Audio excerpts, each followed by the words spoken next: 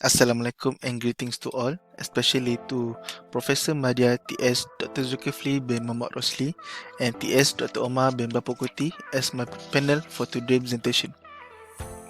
My name is Shah Israel bin Samsul, the number matrix of B0919104434, and I will present to you about my bachelor degree project about the development of biodegradable packaging from cassava starch and wood dust fiber, and we'll be focusing more into the mechanical properties. So for the outline of this presentation, I will first talk about the problem statement, objective, literature review, methodology, and preliminary findings.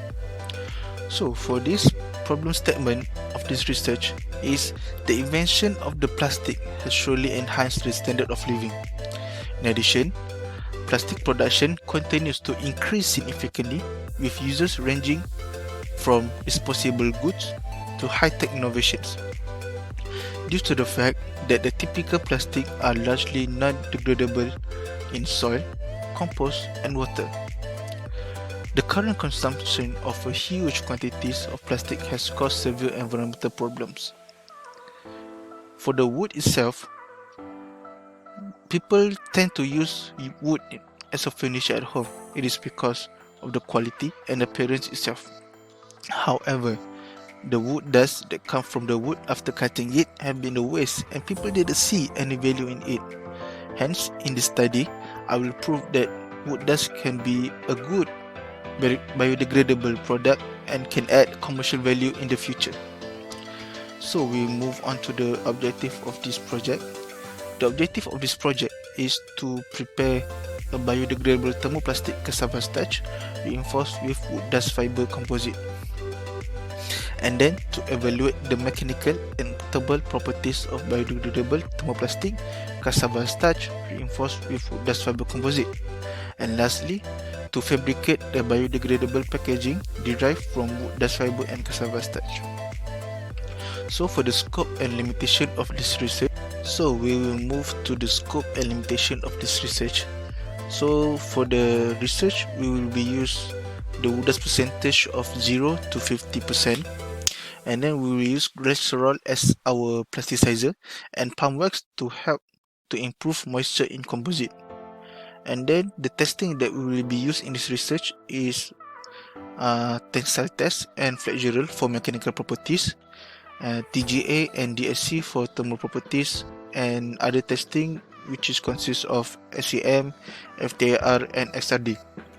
So for the composite itself, we will develop it by using dry mixing and hot pressing in UTM lab. So we'll continue to literature review of this research. So for the thermoplastic starch is from De Freitas et al. 2022. The creation of thermoplastic starch mixed product is a good way to replace and reduce the use of polymer generated from petroleum. And then from Bangar et al. 2021, thermoplastic starch has lower thermostability, poorer mechanical properties and greater water sensitivity than thermoplastic polymers used commercial. And then for the polymer are becoming increasingly significant due to their extensive range of application in research, technology and industry, from fundamental usage to biopolymers and medicinal polymers. This is cited by Namazi 2017. And then the polymers are macromolecules generated by the chemical bonding of many monomer units. This is cited from Guide 2014. And then we move to the glycerol. Glycerol is derived from both vegetable and animal fats and oils. Glycerol is also known as glycerin, gluric alcohol and glycerin. This is cited from Zhou et al. 2016 and from Kumar 2012. This is one of the reasons why glycerol is suitable of use in cosmetic industry, as it can obstruct the drying process at the substance and permanently bind the water. For the composite, two materials with considerably differing physical and chemical characteristics compose a composite material from Kumar 2022. This modern composite were produced with diverse organic material, mineral, metallic fillers, and reinforced with organic or inorganic fibers from Vellani 2019. Move to the next literature review of natural fiber. The definition of natural fiber is fragment, threads, or hair derived from natural resources. Based on their origin, these fibers are typically divided into three categories, which are animal, mineral, and vegetable. Cited by Lever 2022. And lastly is the wood dust fiber. Wood dust is residue left behind by saw teeth during lumbering process. It was previously used in a limited capacity by the pulp and paper industry by Chinda Prasit 2015. And wood dust reinforced plastic composite are the most acceptable of these composites derived from natural resources due to their ease of manufacture and greater sustainability. Wood dust is used as a natural filler in WPC, and the polymer matrix can be virgin or recycled by Singh 2022. So these are the literature review that have been taken from my report. So these are some of the reference that has been used in this word by using the cassava starch. As you can see, so we continue to the methodology of this research. As you can see the methodology flowchart at the screen. We will start by taking the raw material, and then we will start by using the 0% wood dust fiber. We take cassava starch, glycerol, and palm wax and mix it around 5 minutes, and the mixture it will come out as a TPS, thermoplastic cassava starch. And then by using hot press machine, we will take the mixture and pour it into a mold and hot press it with the temperature of 155 degree within 50 minutes, and after 50 minutes it will come out as a TPCS matrix, which is thermoplastic cassava starch matrix. And then we move to the wood dust. We'll put the mixture of thermoplastic cassava starch with the percentage of wood dust fiber, which is 10, 20, 30, 40 and 50%. Then we will dry mix it and around 5 minutes, and then the mixture it will come out is TPCS plus wood dust fiber. And then we will hot press it with in the hot press machine with the temperature of 155 degree in 50 minutes, and the outcome it will be TPCS plus wood dust fiber composite. And then for the analysis, we will take the mechanical analysis, thermal analysis, and other testing. For the mechanical, we will use tensile and flexural, thermal, TGA and DSC, and other is SEM, FTIR, and SRD. So these are the material that we will use for this research, which is cassava starch, glycerol, palm wax, and wood dust fiber. And then the sample we will test it. For the mechanical analysis, we will use tensile test and flexural test. We will do at the UTM laboratory. And then TGA, thermographic analysis, and differential scanning calorimetry, DSC, for thermal analysis, and other testing, which is Fourier transform, infrared spectroscopy, FTIR, scanning electron microscope, SEM, and X-ray diffraction, SRD. So for this SEM, I already made the composite, which is thermoplastic cassava starch reinforced with wood dust fiber.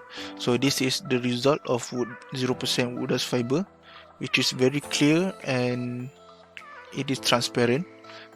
10% wood dust fiber, 20% wood dust fiber, 30%, 40 and 50% wood dust fiber. So the preliminary findings. So for the preliminary findings and results, for this SEM, I already made the tensile test. This is the chart that shows the result of the tensile strength of this test.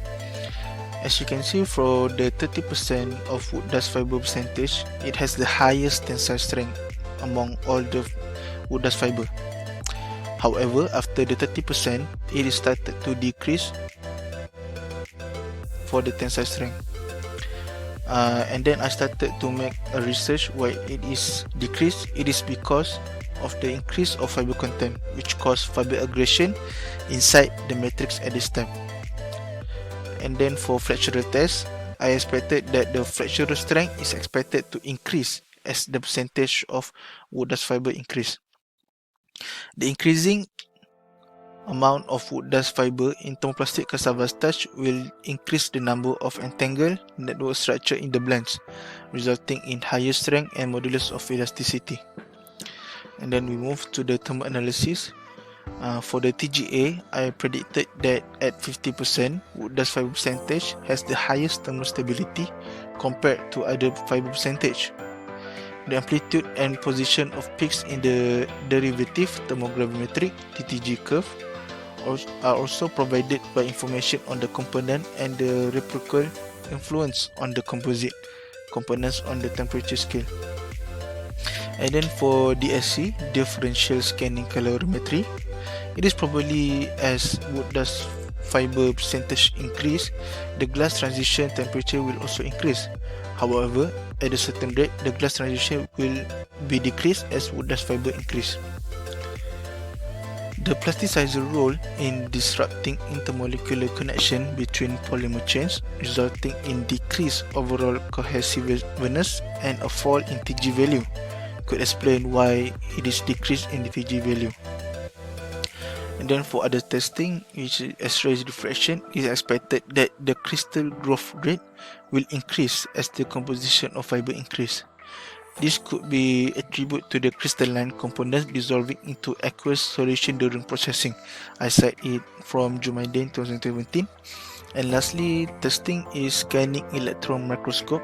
I expected that the fracture surface is uneven and featured holes as wood dust fiber increase. This could be attributed to starch retrogradation, in which palm wax interfered with starch plasticization, resulting in phase separation between thermoplastic cassava starch and palm wax, especially as palm wax level increase. And thank you for paying attention to my presentation, and that's all from me. Thank you.